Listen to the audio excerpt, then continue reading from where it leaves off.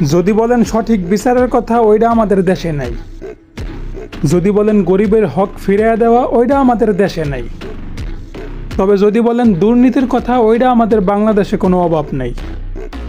এতটুক তো বুঝতে পারছি যে এই দেশের মানুষগুলা যদি এই দেশটারে আরও 10-12 স্বাধীন করে, তবুও সাধারণ মানুষগুলা তাদের অধিকার কখনো ফিরে পাইব না। প্রবাসীরা রেমিটেন্স দিতে দিতে যদি বাংলাদেশটার আমেরিকাও বানায় ফেলায়, তবুও প্রবাসীরা কখনো তাদের যোগ্য সম্মান ফিরে পাইব না। যেখানে হাজারো প্রবাসী অবৈধ হইয়া জেলখানার ভিতরে পস্তাছে,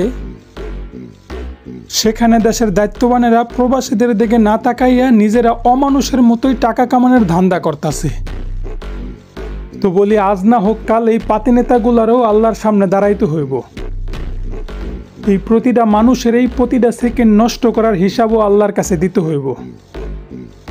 ওই দিন আল্লাহর আদালতে জজ হইব আল্লাহ নিজেই। তোমাদের টাকার কেনা কোনো প্রশাসন থাকবো না। তো ওই দিন যদি ধরা খেয়া যাও নেতা, কপালে কিন্তু বাইন্দা দিব জাহান্নামের ফিতা।